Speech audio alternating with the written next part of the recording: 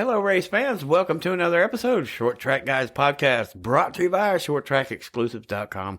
I'm your host, Thomas Faddis, alongside two other short track guys in the studio, as always.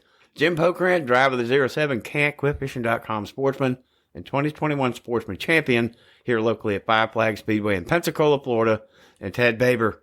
Ted Baber Video Productions, also here at Pensacola, Florida. What's up, guys? Hey. What's up? Yeah, we just come off a big weekend. We're going to get into that here just a little bit, but we're going to start off because, you know, the regular season's over. We've handed out championship trophies here and there. We're going to get into the future big one here in December and go to that 07 Sportsman stable and see what they got planned for the Snowball Derby.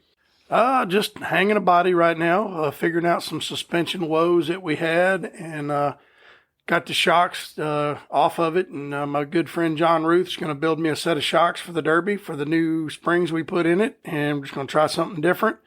And I'm hanging a body, trying to make it look nice again, and I'm going to put a lot of effort in that, try to make it pretty.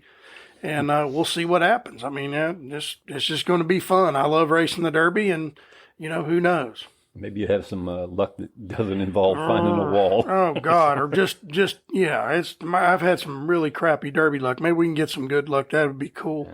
Oh man, let me tell you. And while we're getting started tonight, we wanted to let everybody know that in South Florida, you're in our thoughts and prayers, and all the local racers and the racetracks down there, we're pulling for you, and I hope everybody survives that thing. I hope everybody batten down the hatches like they were supposed to.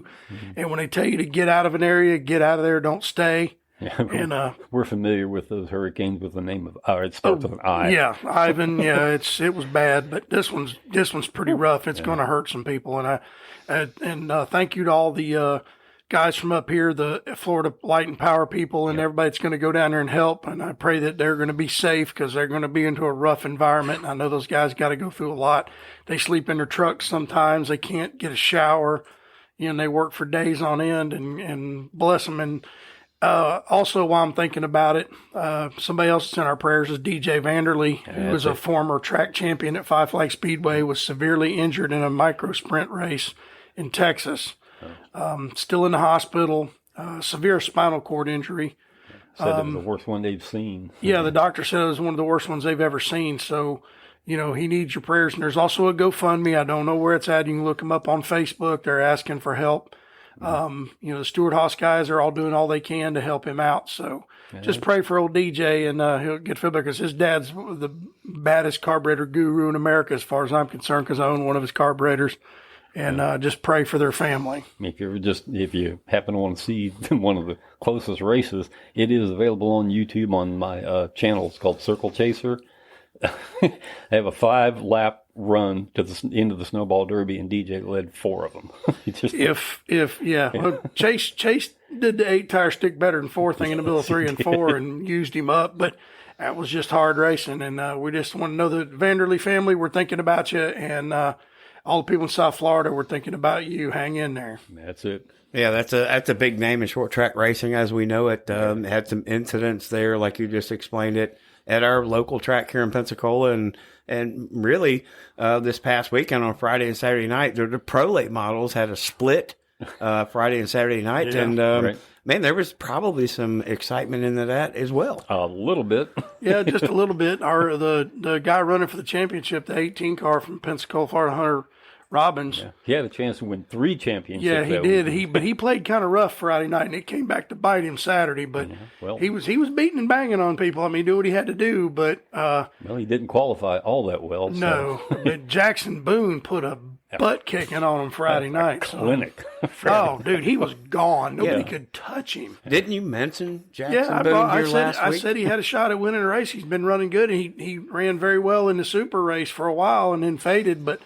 Man, that dude there's a bunch of them. I'm telling you got to watch yourself in all these classes. The young man that won the championship, Fecho, he's another one that's just right there. I mean, I think he got a podium Friday night. No, Fecho not on Friday night. Not Friday night. He finished fifth. And that's right. came out of Friday night, I believe, with a 1-point lead. Yeah. But that's not much. He didn't have a really good qualifying effort, and and like you said, he came through the field. He was moving people. He was dive bombing 3 widen and playing kind of rough, and that's not a good thing to do. It can come back to bite you, and it did Saturday night. Yes, it did. With Timothy Watson. Yeah, him and Timothy got together, and unfortunately Hunter wound up in the wall, and he was all irritated about it. But you can't just go in there and just rub everybody up and not expect something to happen. Something to happen to you, yeah, exactly. I mean, like I said, it's Hunter Robbins is considered hometown now because he lives in Pensacola. So, we're glad to see him win the Southern Super Series. But and Saturday night, Gio Ruggiero won that race, and Dylan finished second. That's what clinched it for him because he finished second. And once again, Hunter, due to that unfortunate incident, wound up in the fence and out of the championship. Yeah, but I mean that was a good race. Oh yeah. It's good to see Fetcho win the championship. Young man from Tennessee, Jackson Boone, won the race. He's from Tennessee, won it Friday night, and Fetcho wins the championship on Saturday night. From Lebanon. So, it was Ruggiero, Fetcho, Williams, Jackson Boone fourth, which gave him almost 2 podiums, but not quite. And then Dylan Capello, somebody that we hadn't really talked about that much. That young man, let me tell you something, he put on a show. Yeah, he did. Friday night, he was outside of people and could stay out there. Sticking it. Oh, my goodness. And then that kid in the 13 car who finished the super race, crashed in qualifying. He come from California, had that dude that sits on the pole at the Derby all the time. I can't think of his name right now. It's escaping me. Yeah. But he was crew chiefing both those cars. Yeah.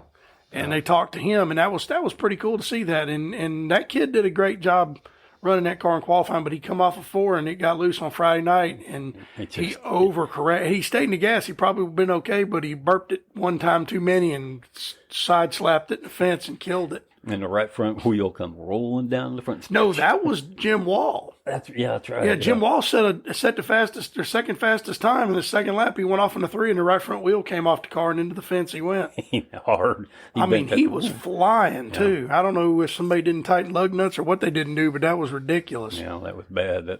But that young man in the 11 car, let me tell you something. He's got a future at Five Flags. He's pretty good. He did a great job Saturday night too. Yeah, out of Arizona. Yeah, and just showing up here and running like that. Oh my goodness, that was a good show. I was cheering for him. Come on, kid, get him. So that was pretty good. And of course, one of our champions crowned this weekend is our own Bubba Pollard. Yeah, it was back and forth. I mean, it was like you could watch the race, and when one pass was made, Robbins had it, another pass was made, Bubba would have it. That's for the Southern Super Series, yeah. So. But he lost it because Bubba faded late. I mean, he got the lead. Yeah. He passed Chandler Smith, got the lead, and then passed Nassie back again and got the lead back. But after that, the car faded. He finished 4th and out of the Southern Super Series, but he won the Blizzard, which is his 5th Blizzard title. Has the most of anybody. And so we'll get to see him at the awards banquet, I hope. That would be cool. And it would be good to see Hunter Robbins because he'll be there because he's the Southern Super Series champion. Right. And that 18 car came alive this year. It about reminds me back when Casey Roderick was driving that car. Well, Bubba Pollard drove that car and won a bunch of races. Yes. So, I mean, that's a very successful race car, and it was good to see those guys racing again. And speaking of Casey, it was good to see him back again. He finished 5th, and Bubba, of course, finished 4th. Matt Craig was 3rd.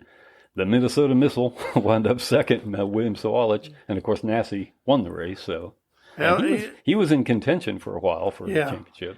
Well, it was good to see Nassie win another one. Like I said, I used to talk bad about that guy, but I'm actually becoming a fan. It was good to see him get into victory lane. He was funny what he said. He said, I didn't know how to get out of the car. It's been so long since I've been here. I talked to Jake Garcia real briefly before the race, and he said he had a good car and asked me if he was prepared to do some adjustments because the track was going to change. And he said, we think we're ready, but, we're probably not going to have much opportunity because it was a 4-tire race, and they really couldn't do much. They did do the caution, but... he blew his pro up Friday night. The motor let go. And I don't know which... It wasn't Garcia. It was somebody else blew up coming down the back straightaway, and they coasted all the way down the front stretch and then pulled off into the infield. I'm like, dude, What are you doing?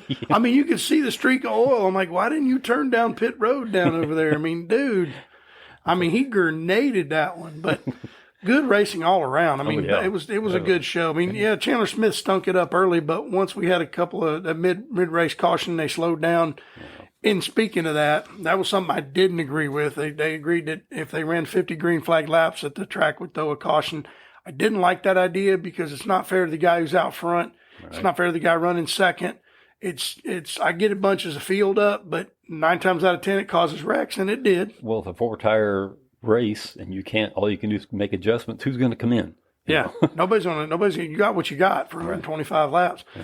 But we didn't talk about the wreck that John Bolin. Well, there was that one, but I'm talking about the one with Hunter Robbins. Right, yeah. He was beating and banging on people trying in that pro late model race early, and he got to Timothy Watson, and it looked to me like Timothy Watson hooked him intentional. Now, he may have got into him and broke something. I'm not going to make excuses because I wasn't in the car, but it looked pretty obvious that he hooked Hunter and sent him in the fence, but Friday night he beat on him too, so I think Timothy Watson had enough. He had a gutful. Yeah, he's like, okay, you want to play that game, and we'll play the game, and around you'll go, and it probably cost Hunter the pro championship, but you live by the sword, you die by the sword. That's it. I mean, but it was some good racing. Oh, I really wish we would get the tire situation in this dang gum country right, so guys could stop and at least put 2 tires on it. Would have made it a better show. Oh yeah, it'd have been nice, but do a halfway break. Right. Stop in, let them put 2 tires on if they want to. It would have made it a better show, in my opinion. But it was still a great show, and congratulations to Tim and them for a good, successful season at Five Flag Speedway once again and keeping the doors open. And we look forward to the Snowball Derby when everybody can just repack their can of whoop, you know what, and bring it back out and open it up and see what happens. Yeah, that's right. You just take the car back to the shop and kind of lay down for a little bit and reevaluate and get ready for the big one coming up in December. But the way our year's been, it ain't a can of whoop, but it's some springies you put in a can, you open up, it springs out at you and scares the crap out of you. That's how my year's been. I think that's what's in my can. I haven't seen any whoop tail since last year. I mean, we've just been chasing this new car, and it sucks. Well, I mean, there have been a lot of stories like that where you really don't have that so-called dream season. You struggle a little bit, and all of a sudden something clicks. You get a little breather. You take a break. You put something on there, and something happens. And this might be your year to win the Snowball Derby in that sportsman class. It would be nice. I'm not a big fan of these big tires they got us on because it makes our bill twice as expensive, and it makes the big motored cars go. I mean, I can get to the center of the corner and I can stomp mine to the floor and it don't break the tires loose. And I've seen guys breaking the tires loose. So there's more to that story than I care to talk about. And if things don't change, well, Jim's going to have to make a change. Well, that's all I can do. Yeah. If I can't afford to go up, well, I'll sell that sportsman car. I'll go race it op once a month and have fun and just spend the rest of my time racing cars, just doing what I want to do. When in Rome. Yeah. I mean, it costs money and money I don't have. I'm broke. Yeah. So.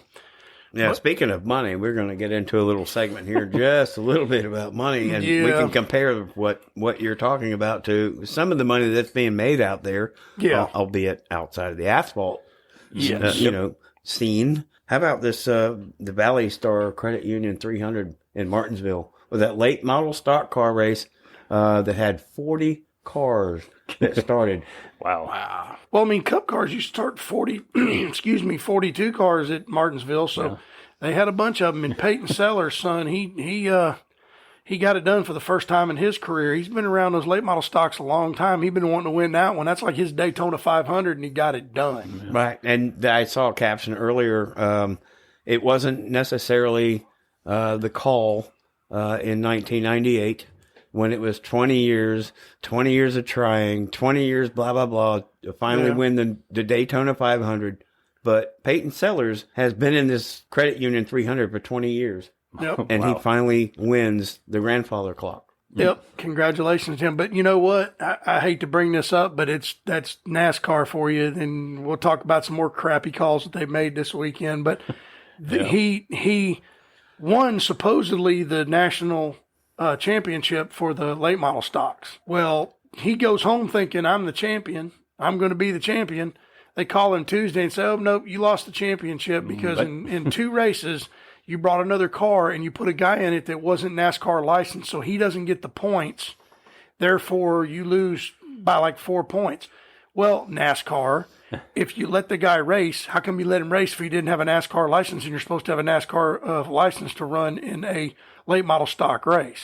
Well, that's on NASCAR. That is on NASCAR. NASCAR screwed up. But I guarantee one of the teams went crying, it's happening. Yeah. And they reviewed it, and next thing you know, this man loses a championship, and I feel he got screwed. That sounds kind of familiar. Yeah. Oh, yeah. Is there might be any sort of appeal process for this? I doubt it for those lower divisions. I doubt it. You'll get to do like you do if you're a cup driver, appeal it. I don't think you're going to be allowed to. And I think it's pretty crappy to do somebody that supported you all those years that way. And I kind of know how that feels. Yeah. Been there, done that, got the T-shirt. And the hat. Yeah, oh yeah, and the hat and the shoes. And I got, it's lucky I don't have the tattoo from that one. Well, I mean, got to get a shout out to Peyton Sellers for, taking that win. Oh, yeah. At Martinsville. Carson Quapple comes in second.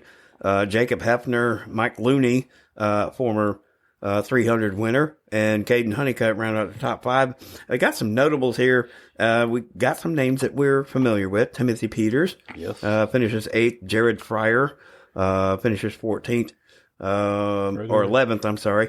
Bobby McCarty, we've talked about him. He's 13th. Mason Diaz was in that second place position there with North Wilkesboro with Junior and all that when it happened, which there are some people that are upset now, like not getting refunds because there's not an event for dirt, but we'll find out what's going on with that, and we'll update that probably in the future in the next couple of weeks.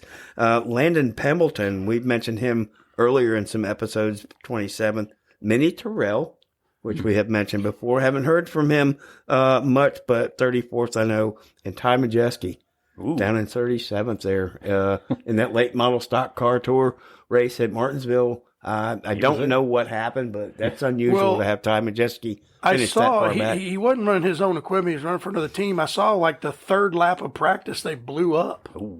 So they had to put another motor in the car, and that may not have helped that situation because it may not have been a good motor or the motor they put in there or they did something wrong or whatever. But I know he blew up like the third lap of practice. Wow. You imagine just getting up speaking, guys? I think we have a problem. Yeah, there's a rod hanging outside this engine block. Is that supposed to be there? Is that a problem? Is that bad? Is that bad for you? Did I do that? Did I do that? When the track gets really shiny in front of you, you know something's bad. Yeah. Something bad has happened. Or even worse than that, you're going down the backstretch of Mobile and it's dark and you see sparks. Yeah. And the guy starts slowing down in front of you and you see sparks bouncing and all of a sudden you're like, around you go because you're in his oil. I've done that before.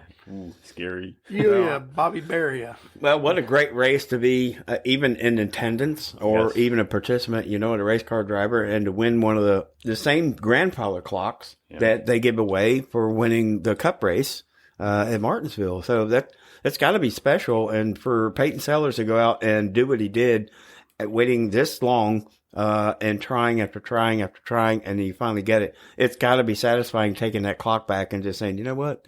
It was worth the wait. Oh, you know what? That thing gongs 12 times a day, or 24 times a day, because it gongs every hour. You get to reminded that you won Martinsville every hour on the hour for 24 hours. Gong, gong. But you imagine Darrell Waltrip's got like 10 of them. Dong, dong, dong, dong. That might drive you a little crazy. Yeah, you might. Some relatives might be getting clocks for Christmas. You might let a few of those wind down so they don't do that. Yeah. Don't wind that one up. Yeah, leave that one. We'll just leave this one over here. I don't think I'd have 10 grandfather clocks being active at the same time. No. It would be cool though if they go off like a minute away from one another. Dong, dong, dong, dong, dong, dong. Yeah. Yeah. Playing the victory song. Yep. Good. Well, we promised our listeners earlier when we got started that we were going to throw a little bit more dirt into it, and we've talked in the past 2 or 3 episodes, maybe longer than that, about the money comparison between asphalt and dirt racing, whether it's a midget or a sprint or asphalt late model or midget or something on asphalt. The money. Why late model series and asphalt series, they don't have the sponsors, just throw the money out. We talked about cup money and this and that. Well, I've got a list, and I'm sure the two of you have seen this. This comes from a list on our source page with the Lucas Oil Dirt Late Model Series and the XR Series. We have talked about these guys in dirt, and I just want to throw some numbers out for the guys, our listeners, racers need to know what these guys are making. Right. Jonathan Davenport, for instance. I know that one of these figures is because he won the $1 million at Eldora earlier. But his series, after 71 races, is $1.85 million in earnings this year. Okay. But with 71 races. Yeah. Yes, obviously. But Chris Madden, $782,000, and I did round these numbers up. Brandon Overton, $560,000. 78 races. Brandon Shepard, $500,000, has run 97 races this year. Good Lord. Tim McCready, $440,000 in 80 races. Rick Weiss, 18th, has won $220,000 in 62 races. So I don't think there's a list that we could put together in a late model series or any late model asphalt competition that would compare to that. No, you're right. But once again, dirt late model guys race for a living. They do what they do to make a living, to make money, to pay their bills. Asphalt late model guys are nothing but a bunch of kids nowadays or people that have money that are racing to move up. They're not racing permanently like Bubba Pollard, who races asphalt, but he don't do it for a living. He does it for fun because he has the money to do it for fun. Yeah. Okay? But like I said, back in the 80s and 90s, you had guys racing asphalt late models for a living. The purse, you could live off the purses. Well, with inflation, the purses haven't gone up on asphalt. They've gone up on dirt for inflation because guys are making a living. Yes. And you go to dirt races, they're packed out. Asphalt racing has gotten kind of boring. I hate to say that, but late model races aren't as exciting as they used to be because the cars are all tie down this and bump limiters and bump rubbers and all that crap. That was what the outlaw stock was that we put together out there at Five Flags, that they put together, was supposed to stop. You're supposed to be on coilovers and bump rubbers. You're supposed to be on big springs with shocks, like a street stock where you have to drive the thing in, make the car work. Right. Okay. That's what I like about the Wheelman series. 602 motors, very limited on your shocks. It makes the driver work. And they just had a Wheelman race this past weekend, it turned out to be a good race. But my point is, you've got to stop. You can't continue down this path because eventually asphalt racing will go away, because if you had to make it off your purses and you had to fund your team off the purse money, ain't happening. Never happen. It's not going to happen. You'll end up going broke. Yeah. And, like I said, all these late model series are now as feeders for the Cup team. Now, Ricky Brooks' SRL series, they're trying to bring it back where it's for the late model guys. But you've got to bring in big money. Yes. And the dirt late model guys all have sponsors. They all have a budget. They have, what to do. I mean, Donnie Moran won the first $1 million at Eldora, and he's got a huge house and nice stuff he had prior to the $1 million win, which he ended up with about $66,000 by the time, $666,000 by the time he was done paying taxes. But, I mean, it's got to stop. That's the thing. You hear these huge numbers of winnings. That's their earnings. That has nothing to do, no relationship whatsoever with what it takes to get there. No. I mean, you got to have the big rig. You got to have all the equipment. You got to have spare tires. You spend a bunch of money to make that kind of money. But they're making a living. They're putting food on their tables with a dirt late model. And that's fine. And, but even you go to local dirt shows, my same class on dirt pays $1,000 to win several times. We don't get that. We get one special race a year. But admittedly, we're bringing 8 cars to the racetrack. Yes. Well, we need tech. That's the other problem that most racetracks do not have, is a tech man worth a damn. We need it. We need Ricky Brooks to start training tech people. That's what Ricky should do. If you're going to work at Five Flag Speedway, guess what? You're going to a Ricky Brooks training course. You're going to learn how to use a cam doctor. You're going to learn how to use a tape measure. You're going to learn what to check on these local cars.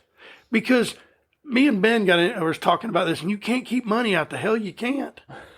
put a claimer rule on that motor. Okay, you got $7,000 on that motor. You're not going to let a man pick it up for $3,500, and you're suspended for the rest of the season. If you refuse to sell or refuse to tear down, you're suspended for the rest of the year. Wow. Put a claimer rule on shocks in our class. $100 a shock. Folks will stop doing that because if you spend $500 on a shock and I can claim it for $100, guess what? You're going to quit doing it. That's it. Because eventually it's going to get in your pocketbook. Payouts need to be better, but you can't have payouts if you don't have cars. I get it. Yep. It's just, what do you do? Well, it's a vicious cycle because you got to have the cars to make a show that people want to come to see to pay to get the money that you could use to pay people with. I agree, but why are we not having shows at Five Flags? Have a trailer race. You ever see some of those? Yeah. Dude, that stuff is hilarious. Guys towing campers, and the guy will drive up into the camper and he's being drug around. But, there's all kinds of stuff. Every night we have a demolition derby. Yep. Packed grandstands. Right. Every time. Packed. Yep. Have more demolition derbies. Have a specialty race. Have a bag race where there's a bag over somebody's head. The driver's a bag over his head, and he works against it. Yeah. Well, I don't like chain races. I think they're kind of silly. I watched that before, and people got hurt. But the bag race is cool. You put somebody in the passenger seat, and they have to tell you what to do. Gas, brake, turn left, turn right, easy left, and you just need somebody to help you steer. They do it at Southern. They used to do it at Southern. It's hilarious. Have some enduro races. Yeah. Front wheel drive enduro races. Have a damn. God, I remember back in the 80s, they had 175 cars on that racetrack. Oh yeah. They dropped the green, and you just went where you could go. There's things promoters can do to bring people back, and they won't do it, and I don't understand why, and it really bothers me because it's ruining one of my favorite racetracks. And everybody goes, "Oh, I go to dirt because asphalt's boring." How's it? Y'all pack the grandstands for the snowball derby, but you can't come out on a Saturday night show. Right. Yeah.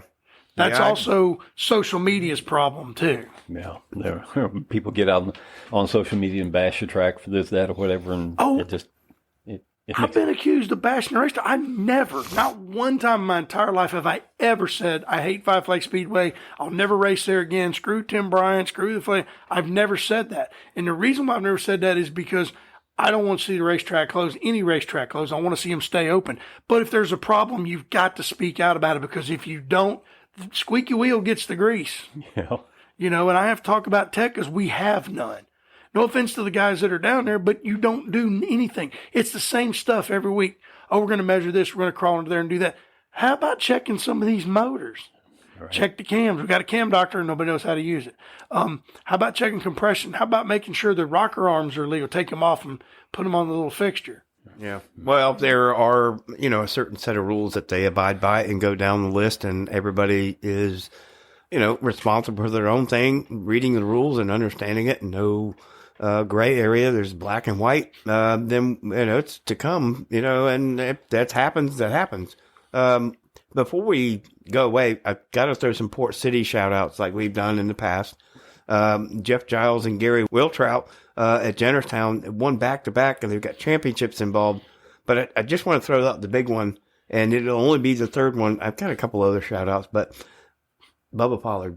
Oh, yeah. Port City Race Cars, winning his 5th Blizzard Series championship, and hopefully he's got momentum built in going into December and take care of business and put that Snowball Derby trophy in his case. Yeah, that would be cool.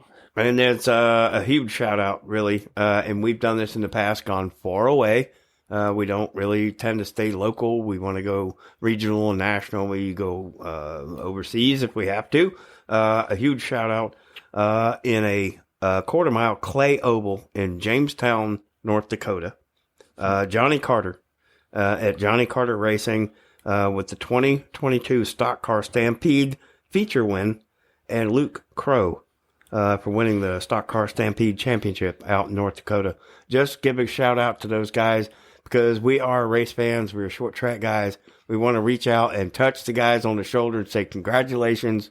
You two keep going and keep digging.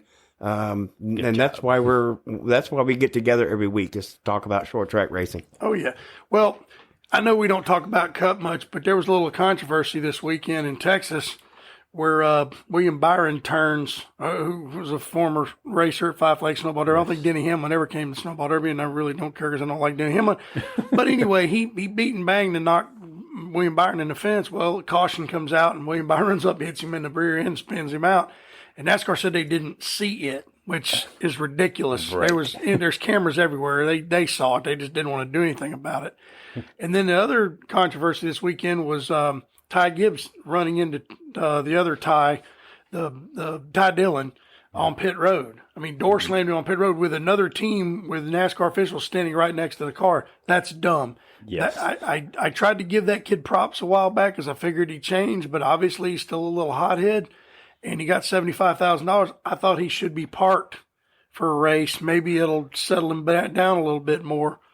Get in the points pocket. Yeah, well, they did that too. Willie Byron got 25 points docked as long as it was a $50,000 fine. Ty Gibbs got $75,000 and 25 owner points. So that hurt him a little bit. But what I want to talk about is hitting under caution. I've done it, and I'm going to not say that I hadn't, but I've never put anybody in danger. I would never hit anybody on pit road. I've been turned on pit road by a certain driver, but I've never turned anybody on pit road, nor would I put any of my crew or anybody else's crew in danger like that, because it's dumb. It's how people get hurt. And then, at local level, you hurt somebody like that, you're probably going to go to jail. And if they die, it's vehicular manslaughter. There's no difference in me hitting somebody with a race car as hitting somebody with a street vehicle. Right. So you got to watch yourself. You can't do stupid stuff like that. I just, Willie Byron got penalized, and then Denny run up there and ran in the back of him, and I thought, NASCAR ought to say something about that too, but I don't know. I know we're not main NASCAR people here, but my point is, don't hit somebody under caution. Don't turn them under caution. If it's under green, fair game. Right, yeah. Get them back during the race, where it might affect their finish, but not when you're taking chances on hurting somebody else on pit road or on the front. Even in the winter circle, we saw that this year at Five Flags, where somebody took a little revenge out in the victory lane. That was on the front straightaway. Yeah, yes. You don't do that. I mean, you're down. I turned the guy on the back straightaway, but we were going like 35 miles an hour. Both of us had flat tires, and we'd been in the fence. I just hooked him in the right rear and turned him around. I mean, we were going so slow, it wouldn't have mattered. No. Right. Just be safe. The bottom line is be safe and be safe about it. Just we're racers and we want to live through everything. Sure. But just don't do anything stupid. No. That's basically the bottom line. And just one more time, our thoughts and prayers are with the people of South Florida and DJ Vanderlee's family. Yep.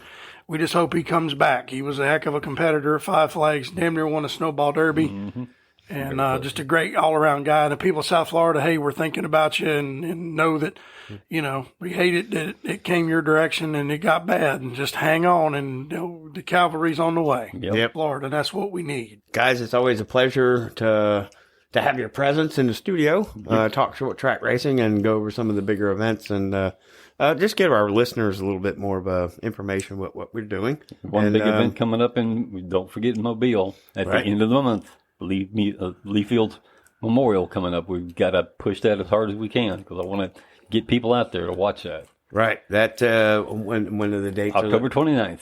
October 29th. You heard it right from the horse's mouth. Ted Baber Video Productions, October 29th. Lee Field's Memorial at Mobile International Speedway, Mobile, Alabama, or Irvington, Alabama. Yes. Same thing to us. But always great to get with you guys on a Wednesday night and talk short track racing. And our listeners obviously is growing. It's our motivation, and we appreciate it. And I'm going to sign this off with 1, 2, 3. Let's go, Brandon. Good night, everybody.